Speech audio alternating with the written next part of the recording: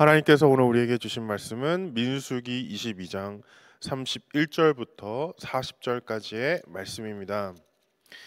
민수기 22장 31절부터 40절까지의 말씀, 이 시간 교독하실 때 마지막 절은 합독 부탁드리겠습니다.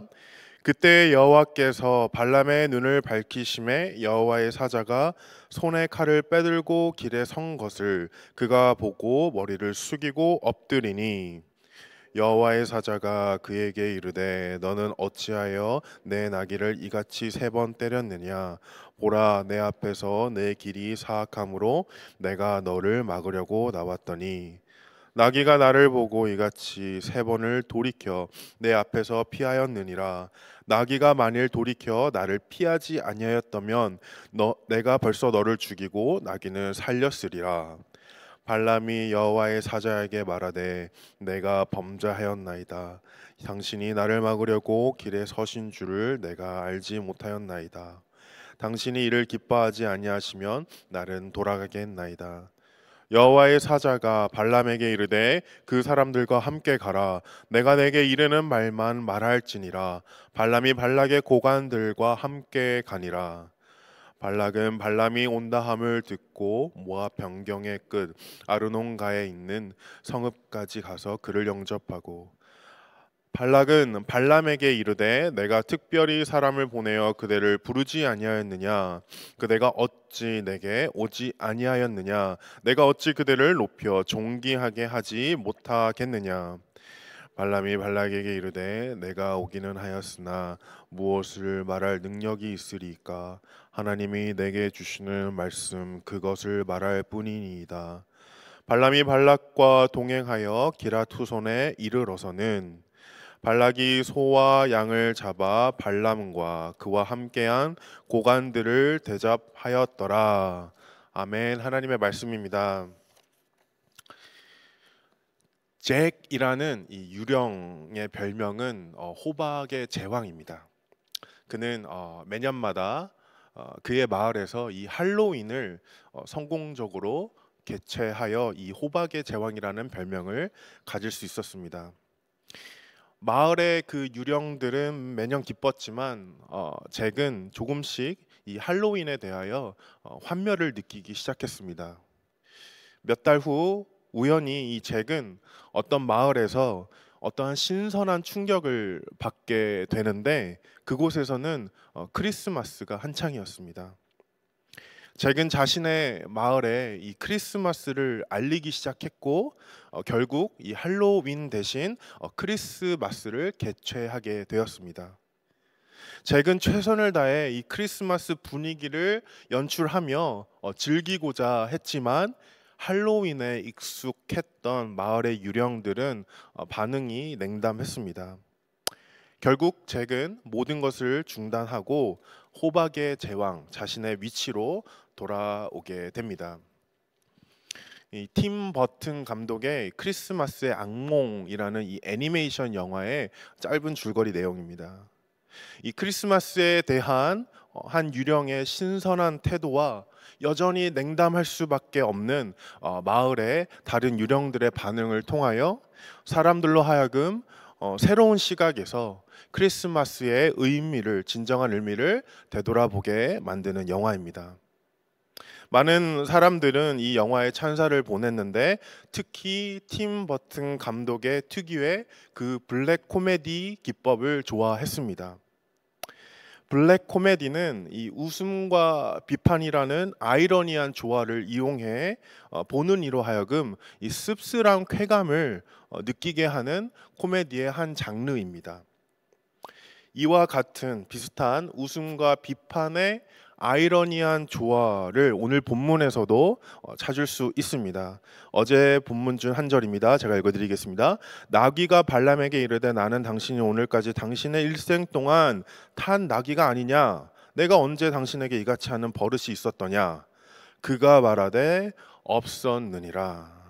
여기 두 가지 웃음 포인트가 있는데, 먼저 이 나귀의 특징과 같이 그 큰 일을 드러내며 호소하는 그 세상 억울한 나귀의 표정입니다. 저는 개인적으로 여기서 더 웃긴 것은 그 호소에 놀라지도 않고 아무렇지 않게 답하고 있는 이 발람의 모습입니다. 지난 월화 목사님들의 말씀과 같이 보이지 않는 곳에서 역사하시는 하나님, 그리고 또 어떻게 해서든 역사하시는 하나님입니다. 그에 반해 보이지 않는 곳에서 죄를 짓는 발람, 그리고 어떻게 해서든 죄를 짓는 발람의 모습입니다. 그런 그를 향한 하나님의 나귀를 통한 질책은 저희들에게 씁쓸한 쾌감을 갖게 합니다. 32절, 33절의 말씀을 축약하여 읽어드리겠습니다. 보라, 내 앞에서 내 길이 사악함으로 내가 너를 막으려고 나왔더니 나귀가 만일 돌이켜 나를 피하지 아니하였다면 내가 벌써 너를 죽이고 나귀는 살렸으리라. 사악한 길에서의 실족함은 의로운 길로 돌이킬 수 있는 방향 전환의 기회가 됩니다. 그것은 단순히 발걸음의 전환을 통한 1차원적인 모습으로 나타나는 것이 아니라 궁극적으로 이 심령의 마음의 방향 전환, 즉 회개함으로 나타나게 됩니다. 성도된 저희들의 발걸음 또한 매일의 삶 가운데 세상으로부터 멀어지는 것이 아니라 오히려 세상으로 나아가지만 변화된 심령으로 그곳에서 하나님을 드러냅니다. 이와 같은 이유로 하나님께서 발람을 여전히 발락에게 이끄시지만 한편으로 이 발람의 심령의 변화를 촉구하고 계십니다. 저희가 잘 알아야 될 사실은 나귀가 사람의 말을 듣는 것은 매우 자연적인 현상입니다. 또 사람이 하나님의 말을 듣는 것 또한 자연적인 현상입니다. 또한 나귀가 사람의 말을 하는 것은 초자연적인 현상이듯이 사람이 하나님의 말을 하는 것 또한 초자연적인 현상입니다. 이러한 초자연적인 현상이 나타나는 이유는 이 죄로 말미암아 무너진 창조 질서를 초자연적인 존재가 바로 세우기 위함입니다.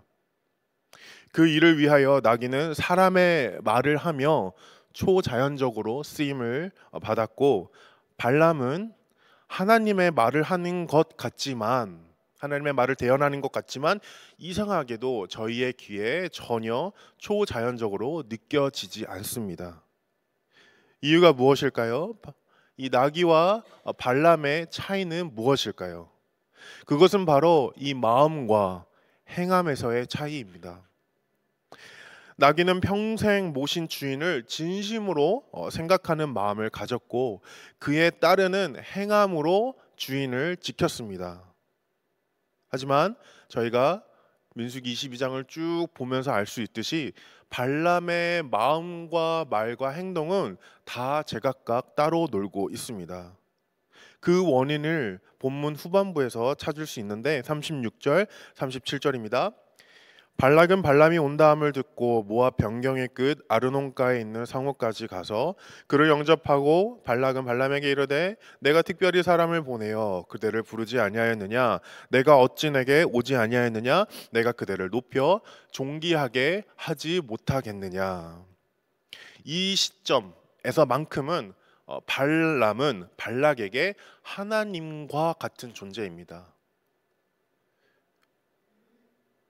발람의 마음과 말과 행동이 따로 놀았던 이유가 바로 여기에 있습니다. 자신이 하나님과 같이 여김을 받는 것. 그것은 아담과 하와의 죄, 또 바벨탑을 쌓은 죄와 매우 흡사합니다. 베드로는 이 발람에 대하여 베드로 후서에서 이렇게 말하고 있습니다. 그들이 바른 길을 떠나 미혹되어 부올의 아들 발람의 길을 따르는도다. 그는 불의의 삭슬 사랑하다가 자기의 불법으로 말미암아 책망을 받되 말하지 못하는 나귀가 사람의 소리로 말하여 이 선지자의 미친 행동을 저지하였느니라. 발람은 하나님의 말씀을 듣는 것 같이, 그리고 하나님의 말씀을 하는 것 같이 보이지만 결국 그의 죄된 마음은 그의 죄된 행함으로 다 결국 드러나게 되는데, 앞으로 저희가 접하게 될 민수기 25장의 그 바알 부올의 사건이 대표적입니다. 발람은 거짓 선지자로 불릴 수도 있지만 더 정확한 표현으로는 유사 선지자입니다. 유사 선지자는 유사 순종을 합니다. 그러므로 성도된 저희는 하나님의 말씀, 오직 말씀을 통해 참된 순종을 경험해야 될 것입니다. 유사 순종은 반드시 2초 이상이 걸리게 되어 있습니다. 반대로 이 참된 순종은 1초가 걸리지 않습니다. 왜냐하면 2초만 되어도 이 마음속 결단이 머릿속 결론이 되어버리기 때문입니다. 발람이 발락에게 지속적으로 여지를 준 것은 실제로는 발람 자신에게 지속적으로 죄에 대한 여지를 주는 것과 같습니다. 그런 발람이 칼을 든 하나님의 사자를 보지 못한 것은 어쩌면 당연한 것입니다. 저희가 잘 아는 히브리서 4장 12절 말씀입니다. 하나님의 말씀은 살아있고 활력 있어 좌우에 날선 어떤 검보다 예리하여 홍과 영과 및 관절과 골수를 찔러 쪼개기까지 하며 또 마음의 생각과 뜻을 판단하니. 칼은 하나님의 이 말씀을 상징하고 있습니다. 유사 순종을 할 때 하나님의 말씀이 들리지 않습니다. 왜냐하면 유사 순종을 할 때에는 하나님의 말씀이 필요가 없기 때문입니다. 반대로 이 참된 순종을 할 때는 하나님의 말씀이 절대적입니다. 왜냐하면 순종의 이 방법과 목적 그 자체가 하나님 말씀을 듣는 것이기 때문입니다. 다음으로 성도는 적극적으로 하나님 편에 서기를 힘쓸 때 참된 순종을 경험할 수 있습니다. 민수기 22장 전체에서 발람은 한 가지 태도를 지속적으로 취하고 있는데 바로 방관의 자세입니다. 발람은 그때 하나님의 말씀에 순종하는 것과 같이 보이지만 조금씩 무언가 가감이 된 순종을 보여주고 있습니다. 하나님께서는 그때마다 이 발람에게 유사 순종을 버리고 참된 순종을 할 기회를 주십니다. 예로 이 12절 지난 12절 말씀에 하나님께서는 분명히 이스라엘은 저주의 대상이 아니라 축복의 대상이라고 했지만 발람은 그 부분을 생략해 버립니다. 만약 발람이 성령 충만한 사람이었다면 이 칼을 든 하나님의 사자를 봤더라도 두려워하지 않았을 것입니다.